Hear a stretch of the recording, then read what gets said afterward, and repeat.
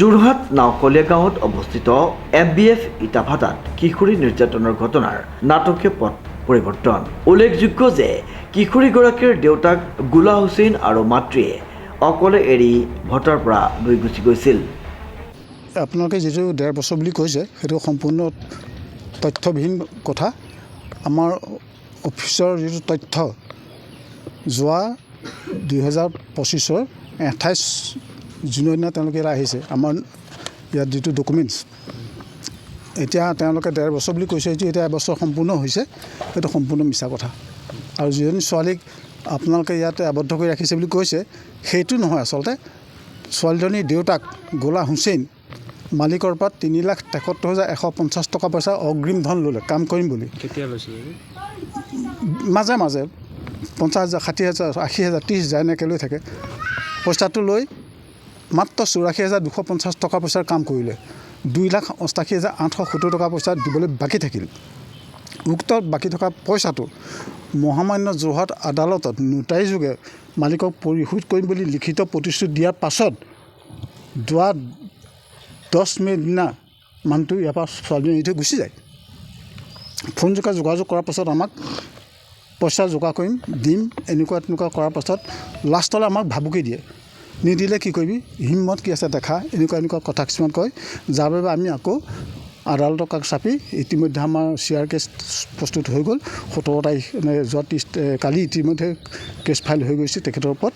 এইটো আদালতে কি বিচাৰ প্ৰক্ৰিয়াত চকে সেইটো নাজানো, কিন্তু ছোৱালীজনীৰ ওপৰত যিটো বিচাৰি আপোনাৰ মিছা অভিযোগ দিছে ইয়াত ৰাখি থৈছোঁ বুলি সেইটো নহয়। তেওঁলোকৰ নিজা ইছলাম ধৰ্মৰ দুটা পৰিয়ালৰ লগত তেওঁ এৰি থৈ যায়। সেই সম্পৰ্কে মোক সুধিব নালাগে। তেওঁলোকৰ নিজা গাঁৱৰ নিজা ধৰ্মৰ নিজা গাঁৱৰ নিজা জিলাৰ নিজৰ সম্প্ৰদায়ৰ মানুহক সোধক। যদি কিবা কাৰণে আমি তেওঁলোকক কিবা হেৰাছমেণ্ট কৰিছোঁ বুলি ভাবে, যদি খাব ল'বলৈ দিয়া নাই, ছোৱালীজনী কিবা টৰ্চাৰ কৰিছোঁ বুলি কয় তেওঁলোকে কওক।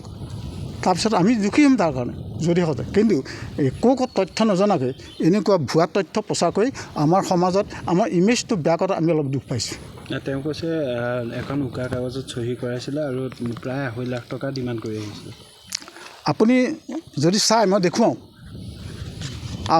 উকা কাগজ নহয়, এইখন যোৰহাট মহামান্য আদালতত তেওঁলোকে স্বাক্ষৰ পইচা দিম বুলি চুক্তি কৰা এখন চুক্তিপত্ৰ চক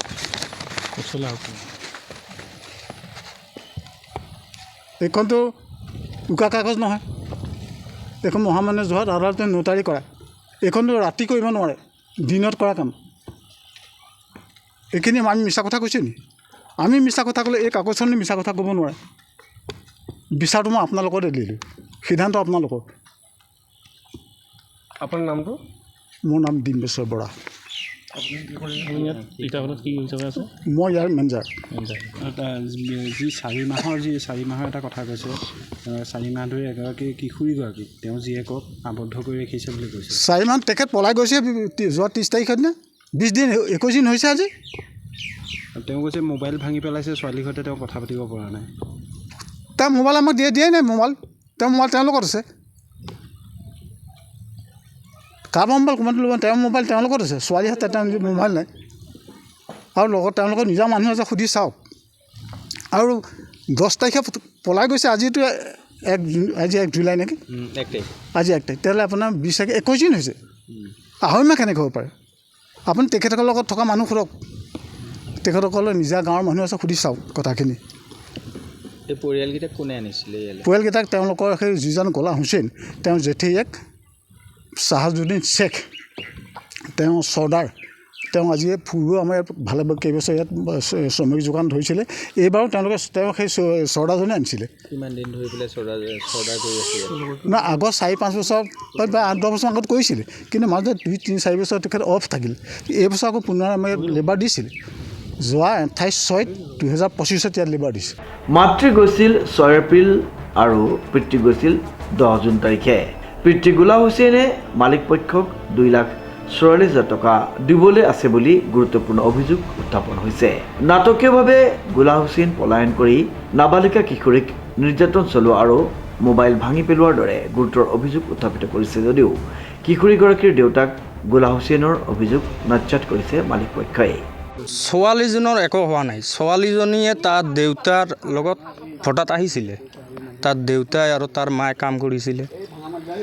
এইবাৰ হিচাপ কিতাপ কৰাৰ পিছত ইহঁতে গৃহিণী হৈ আছিলে।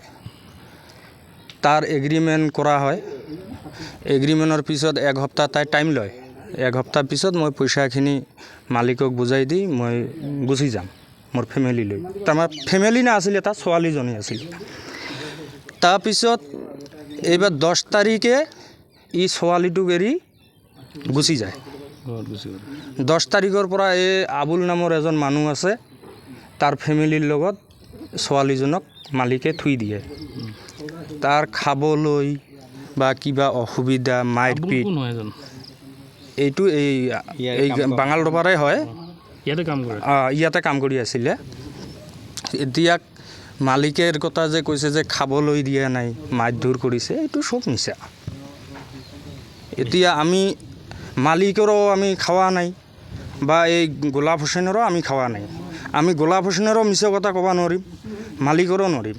যেটো আমি দেখিছোঁ সন্মুখত, তাক একো মাৰধৰ কৰা নাই, তাক খাবলৈ কিবা কষ্ট দিয়া নাই।